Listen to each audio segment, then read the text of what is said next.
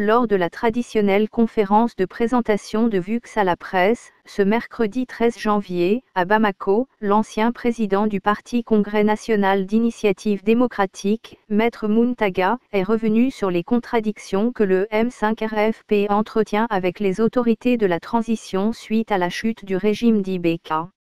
L'homme politique malien, Maître Mountaga Tall, a cédé la présidence de son parti en décembre dernier lors du 7e congrès du parti après 3 décennies durant lesquelles il a brigué plusieurs fois la magistrature suprême sans se faire élire. Ce retrait à la tête du parti ne veut pas dire que c'est un retrait politique, a-t-il prévenu.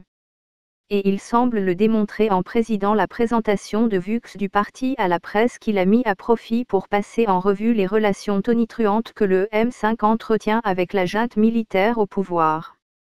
Acteur incontournable du M5-RFP, Maître Tall est convaincu que c'est l'action, héroïque et patriotique, de leur mouvement qui a contribué à la chute du régime de l'ancien président Ibeka. Il a su fédérer les uns et les autres et mobiliser les forces patriotiques de l'intérieur et de la diaspora pour dire non à la corruption qui avait sapé tous les fondements de l'État, indique l'opposant.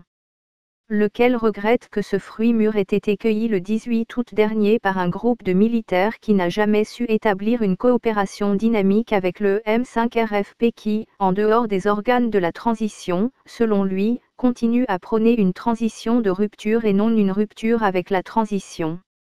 Nul ne voit les prémices. Pour ce membre du comité stratégique du M5 qui a été écarté par les militaires à la gestion du pouvoir, la transition est sur une très mauvaise trajectoire qu'il convient de redresser au plus tôt. En poursuivant avec la dénonciation de la militarisation à outrance des organes de la transition et de l'administration publique.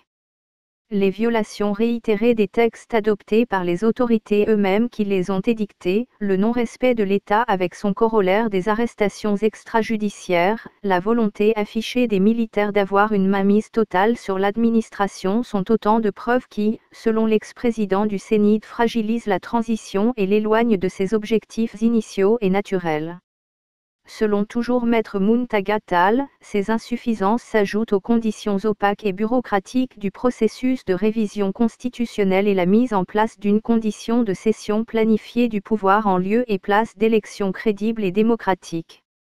Nul ne voit les prémices, déplore Maître Mountaga Tall, poursuivant que la refondation est jetée aux oubliettes au profit d'une transition de continuité. Même s'il continue à espérer que tous ces errements sont évitables si les autorités de la transition se ressaisissent à temps. Ces remarques du CNID partagées par d'autres partis politiques au lendemain du départ de la mission d'évaluation de la médiation de la Communauté économique des États indépendants de l'Afrique de l'Ouest sur la mise en œuvre des engagements de la transition. Cette dernière a salué la mise en place des organes de la transition, sans condamner sa militarisation, en sollicitant la nécessité de renforcer les concertations à travers un dialogue plus ouvert à l'ensemble des parties prenantes. Source: maliweb.net